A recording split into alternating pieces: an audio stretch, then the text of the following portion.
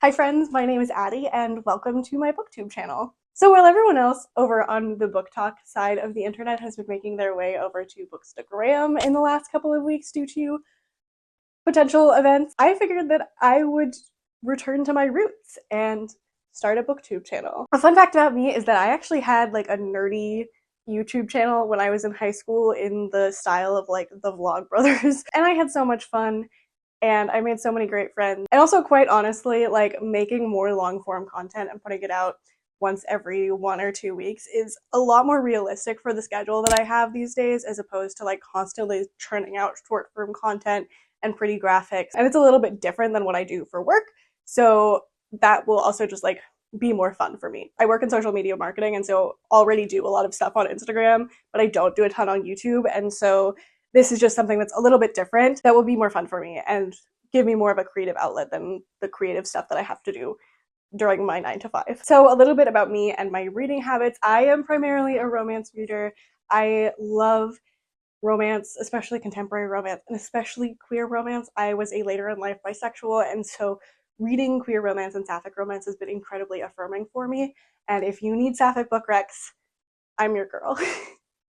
I also occasionally dip my toe into fantasy and horrors and thrillers, sort of as the feelings strike, but romance is really my bread and butter. Some of my favorite tropes are like slow burns that are so slow they're painful. Enemies or rivals to lovers, but only when it's done right. I think a lot of times it's done wrong and it's a little disappointing, but when it's done right, oh, so good. I'm also just the biggest fan of a fake dating trope.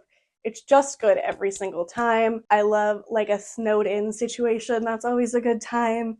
And any book that like is so emotionally hard hitting because people are healing their inner wounds and it makes me cry for 30 pages is like instant 5-star. And I am just the biggest sucker for holiday romances. So again, if you need a holiday romance rec, I got back into reading in like the second half of 2022. I was the kind of kid who's very stereotypically like, I always had my nose in a book, and then sort of high school, college fell off of reading for pleasure and took, a little bit of time to recover from that. And then I got back into reading and really just started absolutely devouring books in 2023. And again, this year, I set my reading goal at 100 books and have like far surpassed that. I think I'm at about 170 right now as we're nearing the end of the year, which is a lot of books, and that is nothing even compared to what I read in 2023, which was 247, which quite frankly is alarming.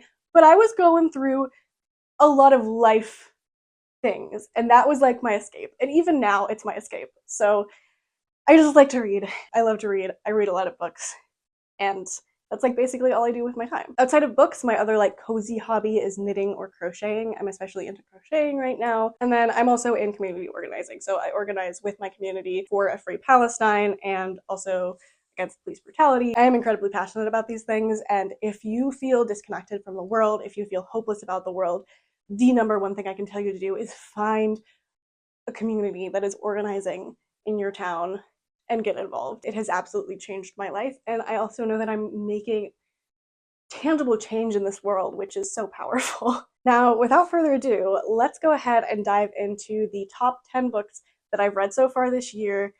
This is absolutely subject to change because I can never make up my mind. I will probably change my mind as I'm editing this video, but at this moment in time, these are what I think are the 10 best books that I've read so far this year. Okay, so number 1 on this list is the most recent book that I've read out of these 10 books, and that is Hers for the Weekend by Helena Greer. This is the 3rd book in the Kerrigan's Christmas Land series. I absolutely adored the first book, which is Season for Love, and the second book was a little bit of a letdown, but this book is by far my favorite of the series. Kerrigan's Christmas Land is a Jewish-owned Christmas tree farm, and this series is just so much fun and silliness and also like healing and beauty, and I just love it so much. So this book in particular follows Tara, who is a lawyer from the South. She's a lesbian, and her family is very much your like stereotypical Southern high society. They have a lot of expectations of her, and she's always lived up to those expectations, except for a little bit of time in high school where she was more rebellious. And so she really is of the belief that she needs to marry someone who is acceptable to her family, at least the most acceptable that they can be when it's going to be a woman marrying another woman. And so she's always led with that in her relationships. She's always led with, I need to marry someone who's acceptable. And in the first book, we meet her as sort of the jilted ex of our main character, Miriam. They were in sort of a engagement of convenience. Miriam was the acceptable future wife of Tara, and in the end, Miriam runs away to a Christmas tree farm and falls in love, and Tara is left single and alone. And in this book, she has been invited to Miriam's wedding in just the most lesbian fashion of all time, and she is super single and doesn't want to show up to the wedding single. So of course, the only possible answer is to fake date her favorite waitress / baker at the local cafe. And well, we all know what happens from there, right? I loved this book so much. I think there is a little bit of me in Tara, and also a little bit of me in her love interest, Holly. Holly is very much this like free spirit, loves to travel, doesn't want to be tied down. And so there's this clash between the two of them, where despite the fact that they have this intense chemistry, they feel so perfect for each other, the lives that they both want to live are so different. And so they have to figure that out while also healing some wounds within themselves. And this book is so beautiful. It made me cry. And if you're looking for a last minute holiday read, definitely get this one. Or honestly, read it at any time of the year. It's a good one. Next up, we have got Funny Story by Emily Henry.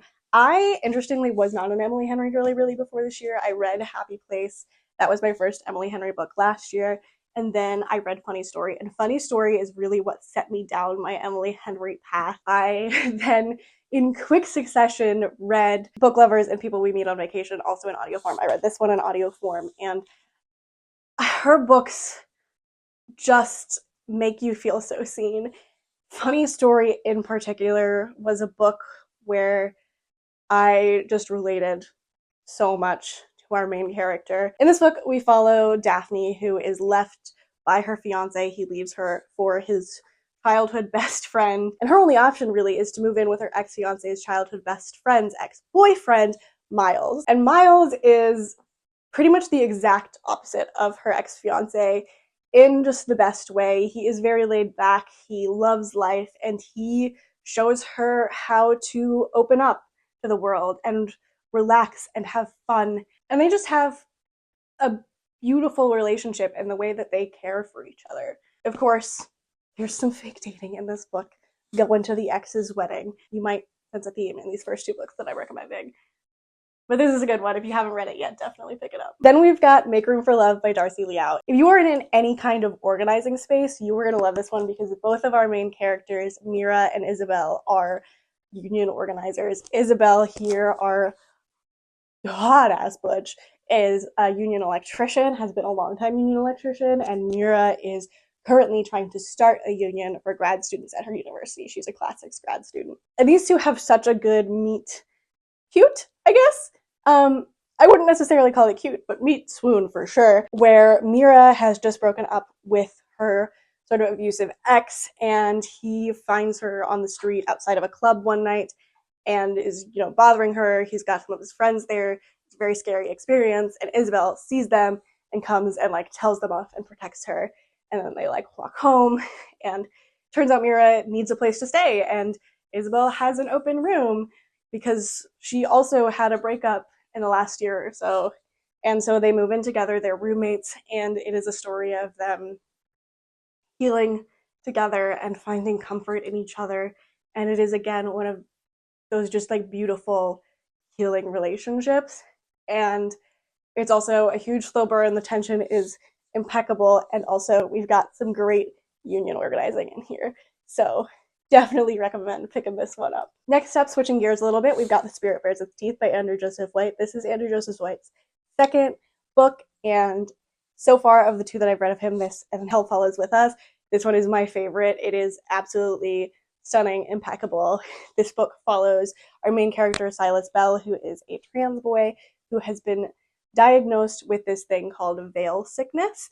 This book is set in sort of an alternative Gothic Victorian England, And veil sickness is a sickness that is tied with being a medium, so being able to communicate with like the spirit realm. And so of course both he has veil sickness and he's a trans boy, and this is something that is not acceptable within their society. So he ends up at this like school for troubled girls, and he, you know, makes friends, deals with drama within the school, and also digs into a mystery of girls who are disappearing at this school, while at the same time having a really cute, beautiful love story with the trans girl that he's set up with by his parents.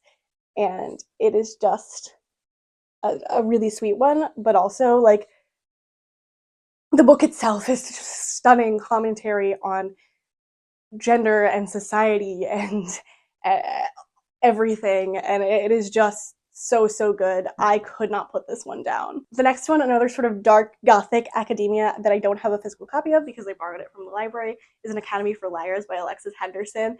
This book like took off on BookTok when it first came out, and I obviously had to read it, and it absolutely lived up to the hype. This book follows our main character Lennon, who is kind of at rock bottom. She's just found out her fiance is cheating on her. She like walked in on him cheating on her, and she just starts driving one night after that happens and picks up a phone in an abandoned phone booth and ends up at this magical school that is everywhere and nowhere all at once, where she begins to learn about her powers. And the powers in this book are called persuasion. It is the ability to like influence people and objects and the world with your mind. The magic system is just so unique and incredible, and the book itself is also so dark and moody and mysterious and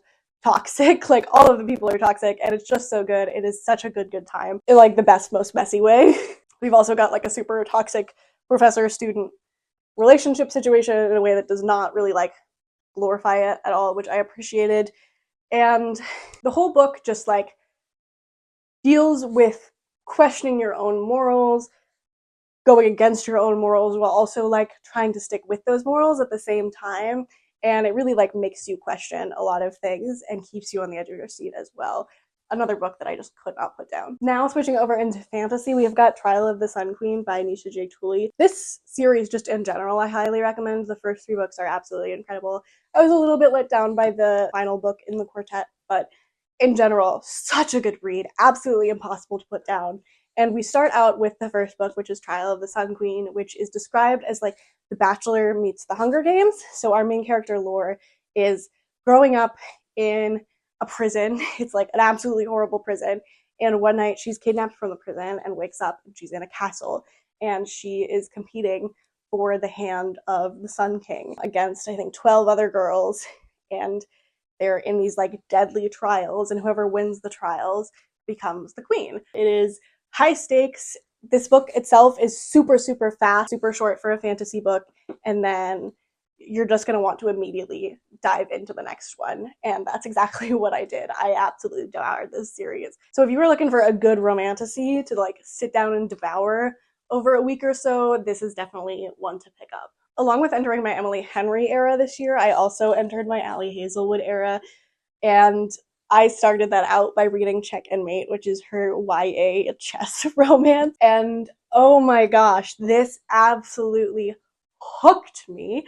I read this book in German because one of my goals starting out in the year was to read 1 book a month in German. I absolutely failed at this, but I did read this one in German. It has just these gorgeous sprayed edges on the German edition. This book is like, there's like crack in it, right? So we follow Mallory, who is like a reluctant chess genius slash hot bi-girl mechanic, as she plays against Nolan, who's like the leading chess champ of the day, who's also young and hot. And like their rivalry is super intense, which of course means that their chemistry is super intense. And it is just such a good fun time. If you have not read this one yet, I definitely recommend that you pick it up. Then we've got The Prospects by K.T. Hoffman, and this is another book that had me bawling. This is a baseball queer contemporary romance, and Oh, it is so, so good. So it follows Gene, who is the first openly trans professional baseball player, and his rival, Louis. And Louis has just transferred to Gene's team. And through their like time on the road together and having to be roommates on the road together, and you know, their time playing together and training together and finding a common ground between each other, also opening up to each other, sharing their struggles and their hopes and their dreams and everything that makes them perfect for each other. They fall in love, and it is sweet and so wholesome, and also just like so good. You've got really great sports in here. If you are a sports romance fan, this is definitely one to check out. Another one that had me absolutely bawling my eyes out, Something Wild and Wonderful by Anita Kelly. This is the second book in a 3-book romance series. This one follows Love and Other Disasters, which you might have seen around.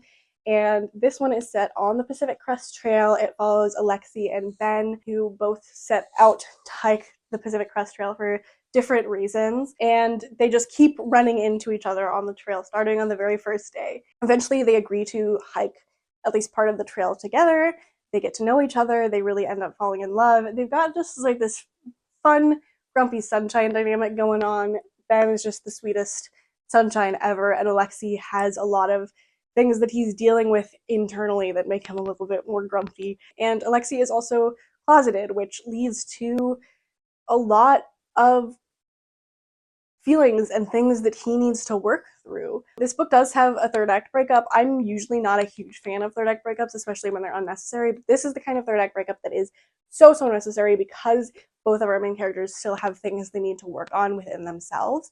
And when they are able to work on those things within themselves and come back together, it is just so much better. So this is where I was bawling my eyes out for probably 30 pages straight. This is a book where I read it towards the beginning of the year in January or February, I think, and I still think about it constantly. It is just one of those things that will rip your heart out, tear it apart, but then put it back together again and put it back in your body like whole and complete. And